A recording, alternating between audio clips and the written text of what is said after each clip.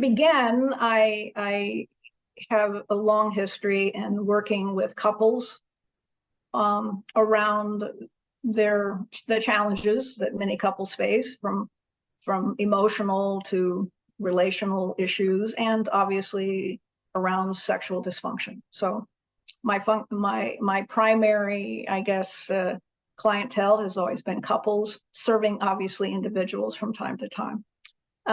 Also providing a certain level of expertise in that training with people who have post-traumatic stress disorder. Worked a lot with veterans and over the years, so yeah. What is it about couples that has particularly kept your focus there? Largely because couples are the micro part of a family. And I think families are important. That was my training, early training, and working with individuals who come from obviously dysfunctional families. And so strengthening families, if we can strengthen the couples, and hopefully we can strengthen the family.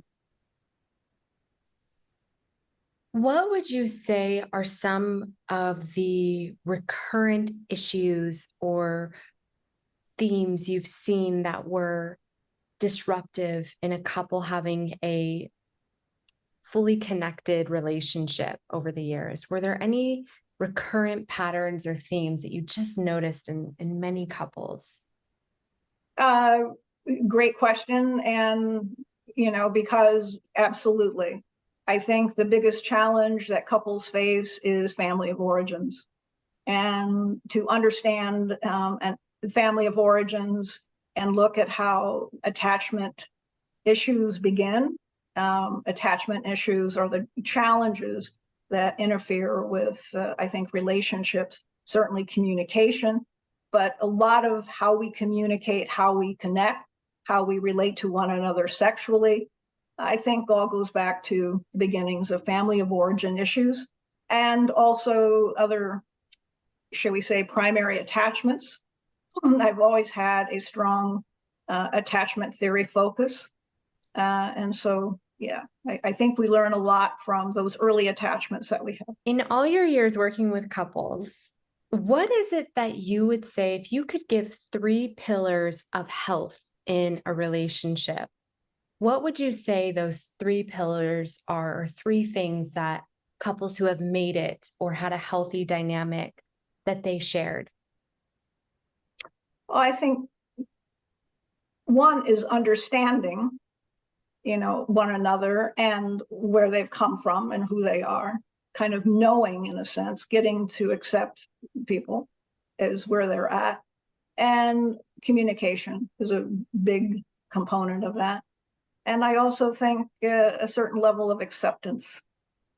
And I don't necessarily mean forgiveness, but acceptance is critical. So I think being aware, learning, having, you mentioned curiosity at the beginning, really being curious about your partner and who they are, and communicating that, and then, accepting.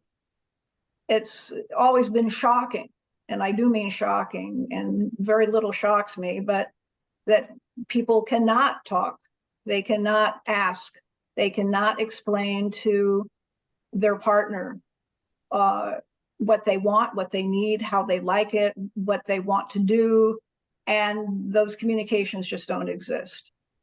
And, because can you talk to your partner about how you feel, what it feels like when you're with them, or what it feels like when you're alone? The answer is usually no. And my question to follow that up would be, why? Why do you think it is that people are unable to talk to this person that they're maybe sharing a life with about Sure. the vulnerable, sacred inner parts of themselves? Why is it so hard? Well, again, I go back to attachment and how we've learned to attach. And when you grow up in a family, and most of the people that I've crossed my door have grown up in families where nothing was discussed. You couldn't talk about sex, you couldn't talk about feelings, you couldn't talk about what you liked or where you're going or what you're doing. And somehow the expectation is that people are supposed to find their way. Well, I'm a firm believer we can't find our way if we don't have a map. If we're out, out there just wondering where to go, or that maybe you learn early on that there's really nothing to discuss because no one cares anyway. And so you just stop, and then you meet someone, the chemistry is right, the timing is right, and so forth. And that somehow defines love. Well, unfortunately, it doesn't. But so I think those early beginnings kind of block that ability to have a communication that we need. And then I also think, again, going back to judgment, if I open up to you, I can see you, you can see me, and I may see you again. So then I'm going to be cautious. Can I trust you? Can I trust you to tell you? So again, I think when we're having conversations via the internet or via other phone lines or whatever, the idea is I'm not going to see you. You're not going to sit in my home and judge me openly. So, I think that inability to trust is a foundation so many people live in and exist in. So it's easier to be connected this way than it is close face to, literally where I can touch you and you can touch me. My next question was going to be to you, why do you think it is that these people that maybe grew up in, families where sharing your feelings or whatever the case is was not done or allowed, or maybe there were repercussions for doing so, why is it that some of them are doing this on platforms like LiveJasmin? And you just touched on it, is that in some cases there is something about the distance that creates safety. There's something about the fact that it is a digital relationship. One thing I always say that I personally appreciate about the cam model member dynamic is that things are very spelled out. The relationship is very clear, and you'd have to actually kind of work hard to misunderstand what the relationship is, because there's a transaction, there's site rules, the site itself has rules. And so to have this almost clarity off the bat and stability, plus the distance, I think makes some people feel safe enough to get vulnerable in a way that, like you just said, when it's someone that knows your family or that's in your day-to-day life, it's more of a risk. Are they going to tell people? Are they going to abandon you? And that will hurt more than someone online that doesn't know anyone you know. No, in many ways, it's the perfect relationship. Because it is transactional, but, and I'm going to touch on that just ever so slightly. Please. So are many couples live in a transactional relationship. You do chores and we'll have sex. So, that's just one example. Or we have sex and I'll do chores, so it goes both ways. But I think you're talking about this ability to feel safe. Who feels safe?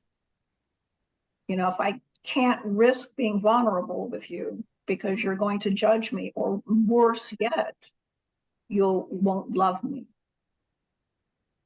And that is a fear that so many people have.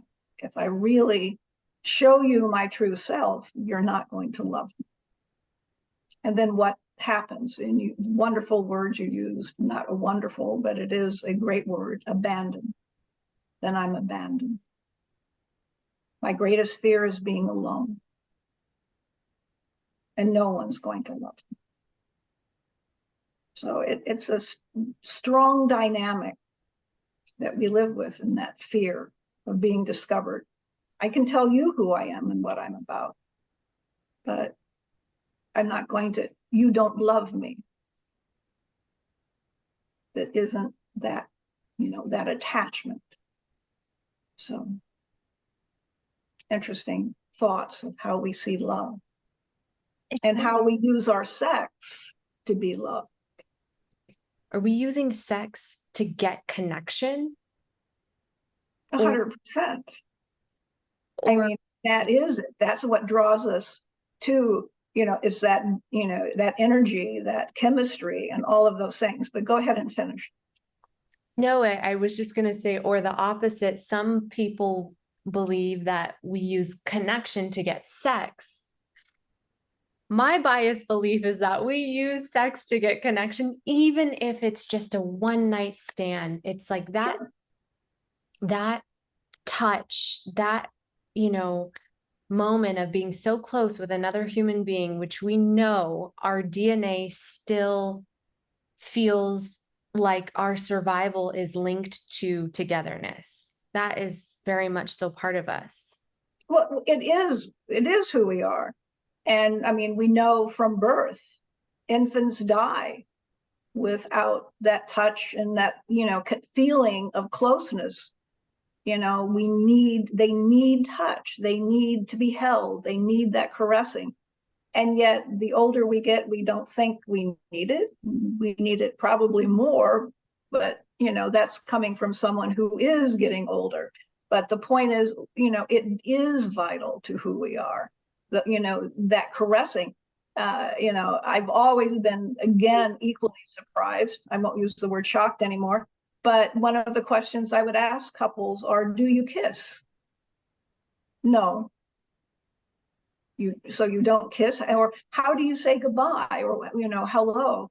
Oh, it's just, a peck or whatever. And I said, yes, you might give your grandmother a peck, but this is your love partner, this is your sexual partner, hopefully. But so I think it was Esther Perel once said, I think she said it on Dr. Oz, these lips lead to those lips. And it was, I think, one of her more brilliant, cleverly phrased, comments. But, lips are important. And that, kind of making out that we used to do as adolescents and early, our 20s when we face, that was really a wonderful, experience. And yet we get into a relationship and we forget that and we stop doing it. Why? So. It's so true, actually. Those high school makeouts or whatever they were, where we just thought kissing was the greatest thing. Yeah, why do we lose our wonder with those moments, those interactions? Yeah, no, What are your I think thoughts? so. I'm sorry. Why do you think that we lose the wonder of just kissing or holding hands or, those simple things? Because it becomes trite after a while, or I think there is that concern. It's, oh, I've got to do that to have sex with you. Well, yeah, kind of, I think that's a part of it. But I think it's an effort. It seems an effort. Or I always love the comment when I would ask, why did you stop kissing? What happened? And what went on? And, oh, he has bad breath, or he has bad dental care, or she has bad breath, or, gee, I don't know. They can respond. But the question of hygiene is always a little surprising as well. But, that we don't even make the effort, like when we first started dating, you would immediately, wash your hair and shave your legs. That was always an interesting connection that I had. So, people, if they were going out Friday night or Saturday night, you would be ready with shaved legs. And so that was an important part of it. So hygiene, I think, is important, but it is kind of an interesting factor that people stop kissing for so many reasons, or stop making out. It just sounds like it's just more of an effort they don't want to deal with. Effort. Yeah, that's actually a really profound word too, I think. Effort, when you think about it, because that is what makes the difference in so many different situations, whether it be work, friendships, relationships that are romantic, just putting in that extra effort for that person or that situation can really change everything. I think it can. And then it goes back to the issue of, if I put in that effort, will they love me? Again, it's our quest for attention and for love. If I do a little extra, but then once I have your love, no, it's secure now, I guess, until I begin to feel it isn't. And then that's another topic. Right. I'm curious, did you ever see couples? I'm certain that you saw couples who were having infidelity issues or that type of thing, but did you ever see couples or clients who were using some form of sex tech, such as camming or something of that nature in the relationship, and how that played out? Never very well, because the other partner, even though they weren't actually involved with whoever they were connecting with, there was an involvement. And so that's where we started saying at times there could be an emotional connection. Absolutely. It may have been sexually driven, but then you're seeking these people out or person out because they're fulfilling something. What are they fulfilling? So that kind of online kinds of infidelities are actually in some ways even more damaging, because then that's where we get into these wonderful terms of it becomes a sex addiction, which we know doesn't really exist, but it can be a compulsivity. When if I connect with you online, I am doing so in some ways because it's less of a challenge. You're not going to tell me I have bad breath or that I have poor dental hygiene, because you can't really smell it or sense it. You're not going to criticize me. So the other partner is the one who feels betrayed because, well, why, they're the one doing the criticism, but yet why did you end up talking to this person online or connecting with this person via texting? Because they didn't criticize me. They accepted me. I was just about to say, it kind of goes back to the things you mentioned earlier: acceptance, non-judgment, communication. It is a cycle. It is, in that kind of never-ending kind of approach. Excuse me.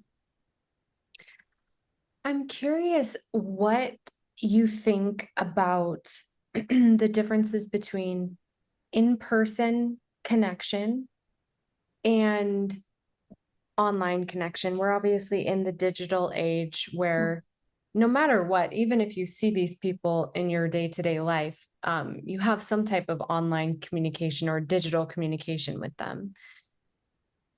Are you of the belief that in-person connection is king, or that it's the quality of the connection, whether it's in person or online? Could you phrase that again, please?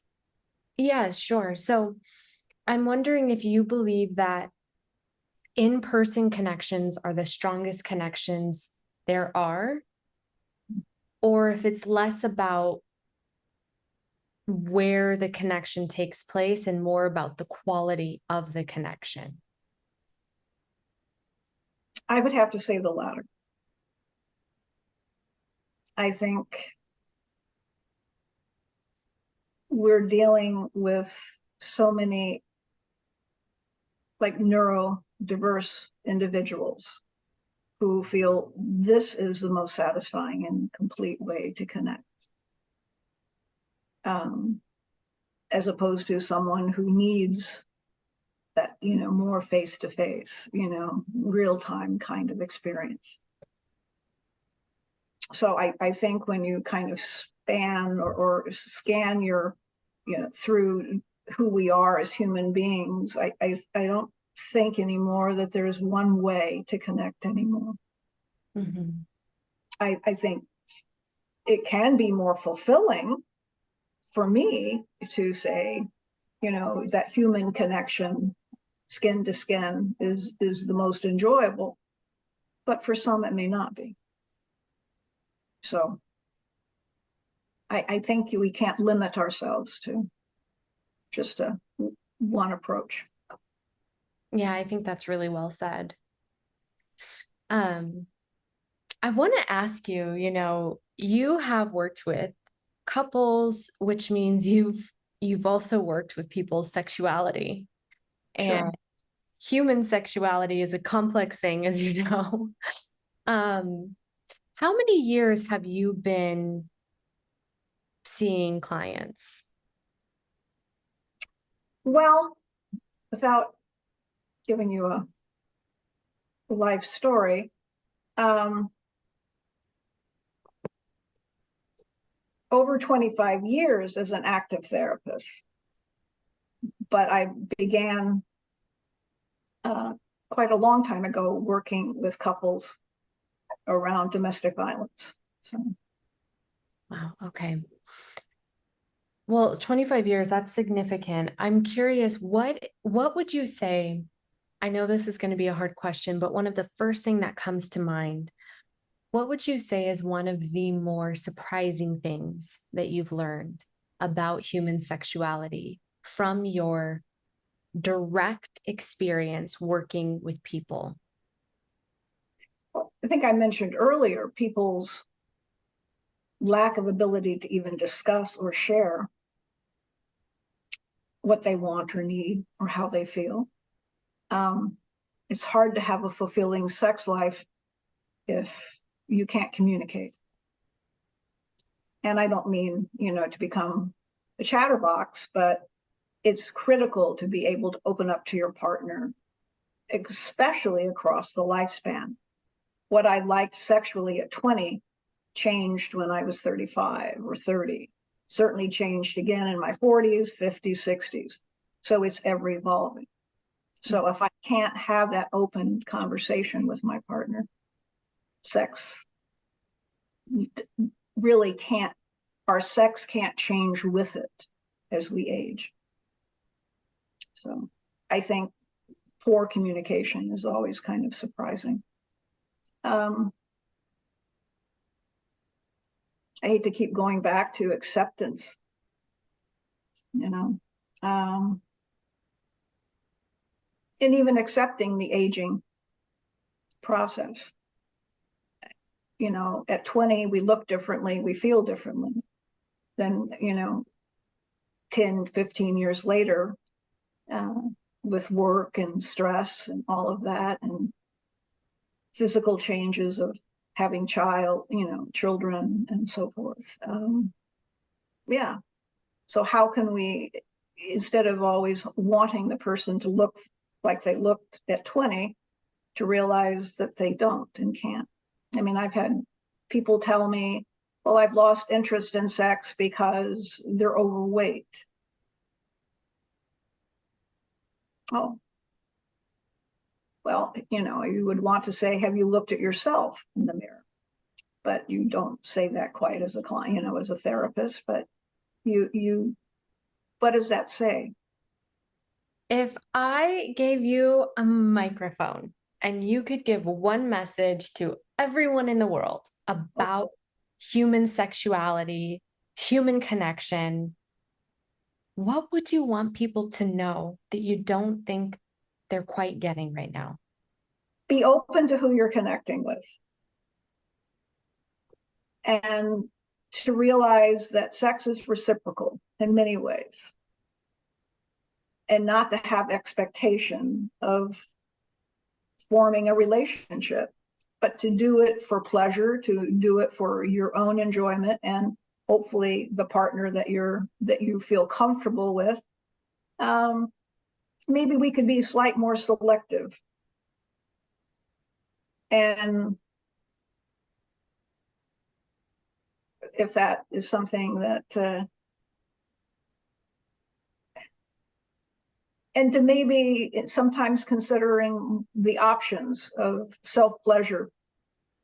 You know, again, the number of people that refuse to self-pleasure would probably astonish most people, especially women. Women somehow think that that's not something they should do, or it should be only their partner that pleasures them. So yeah, it's I don't think I can again answer that question for you in such a decisive way. So especially after our discussion. So No, my mind is quite is going in a lot of different directions. I think you touched on some really important topics, though, and points. Even doing these interviews, obviously, we're from LiveJasmin. We are, in general, extremely sex positive, and we want people to express and explore themselves sexually, as long as it's consensual and pleasurable. And also, the message, I've thought about this myself quite a bit. And also, though, the message that sexuality is powerful, and it's important to understand that. And like you said, you know, really exploring the partner and seeing who you're connecting so deeply with, that's important to do. I think that, you know, on our end, we just want people to be a lot more informed than what we've seen that they are, and make decisions that are best for them. But this topic of keeping in mind that sex and sexuality is not frivolous, and the repercussions or benefits are not frivolous, is important. You know, I the word that keeps coming to mind, you know, listening to you, is responsibility. We have a responsibility to ourselves and who we engage in, how we engage in it. And we have a responsibility to the other person as well. Like I said, I see life in many ways as very reciprocal. And, you know, to give and to receive. A lot of sexual partners think that sex should be just about giving, without being open to what it is like to receive, and that it has to be a bit of both.